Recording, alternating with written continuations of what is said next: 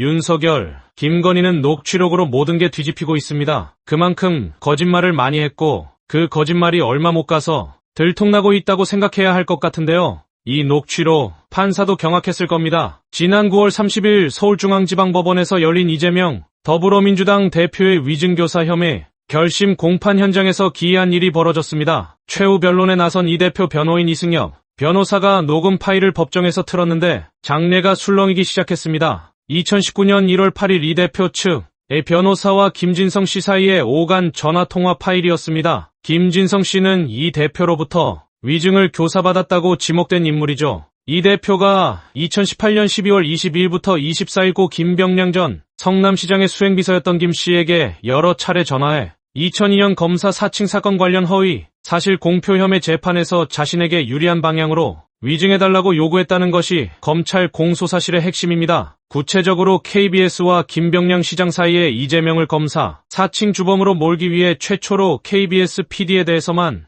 고소 취소하기로 협의했다는 위증을 하게 했다는 것입니다. 김 씨는 법정에서 제 죄를 인정한다면서 검찰의 공소사실에 100% 부합하는 모습을 보이고 검찰은 양형기준 법정 최고형인 징역 3년을 구형한 상황입니다. 그런데 이 대표 측이 튼 녹음 파일에서는 이들의 주장과는 다른 내용이 흘러나온 겁니다. 약 5년 9개월 전 녹음 파일 속 김 씨는 제 기억으로는 KBS하고 우리 캠프 관계자하고 또 시장님이 교감을 갖고 계시다는 이야기를 들었다고 말하고 있었습니다. 오마이뉴스가 공판이 끝난 후 당시 법정에서 틀었던 총 11분 1초 분량 전화통화 파일의 녹취록을 입수했다고 하죠. 이 내용을 자세히 보면 검찰 공소사실과 모순되는 상황을 보다 명확히 알 수 있다고 하는데 중요한 대목을 요약하면 이렇습니다. 다음은 김진성의 발언들을 그대로 인용한 것들입니다. 사실 이제 저희도 케이스를 고소했지만 선거가 직면했기 때문에 이 케이스 상대해가지고 이게 정말 실익이 있을 것이냐, 언론에 또 거꾸로 더 나오면 실익이 없는 거냐는 굉장히 그 후보 입장에서 고민이 될 때였습니다.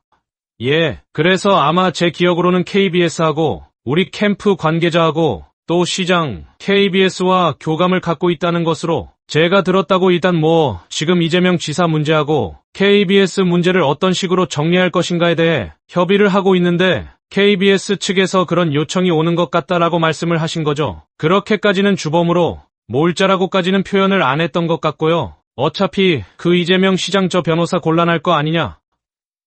그러니까 움직임이 둔화될 거 아니냐라는 취지로는 얘기를 했죠. 그때 그 당시에는 이재명 현 지사님, 그러니까 편하게 그냥 이재명 당시 변호사로 표현하겠습니다.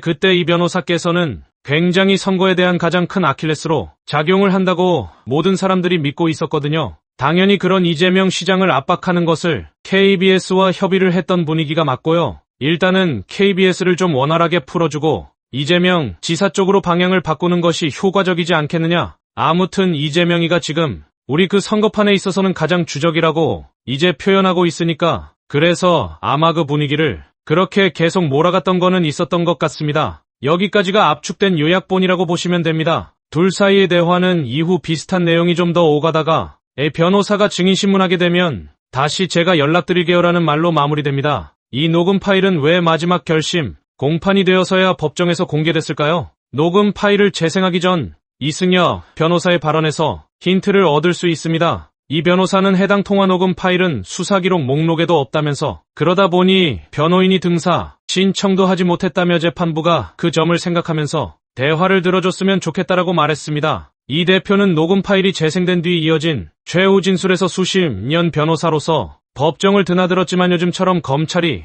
이렇게 구는 것을 본 적이 없다고 했고요. 압수한 것들 중에 A 변호사와의 통화, 녹취 파일을 검찰이 지금까지 일부러 안 낸 것은 수사 목록에도 안 써놓은 것은 저에게 유리한 증거가 상당히 있어서 아닌가 싶다고 말했습니다. 이날 재판 순서상 검찰의 진술 및 구형 이후 이 대표 측의 최후 변론과 진술이 이어졌기 때문에 이 대표 측의 이런 주장에 대해 검찰은 특별히 반론 기회를 얻지 못했습니다. 앞선 구형에서 검찰은 위증범죄법정 최고형인 징역 3년을 요청하면서 이재명이 만든 거짓 주장이 기정사실인 것 마냥 김진성에게 여러 차례 반복 주입하고 각종 범죄의 온상이 되는 텔레그램, 메신저를 통해 은밀히 본인의 주장을 보냈다. 현직 도지사라는 우월적인 권력을 악용해 집요하게 김 씨를 회유했다라고 강조한 바 있습니다. 양심이 있는 검찰이면 이럴 수 있겠습니까? 이럴수록 왜 자칭 보수 언론에서 불안감을 표출하겠습니까? 김건희 특검법이 지난 4일 국회 제1결에서 또 부결 폐기된 가운데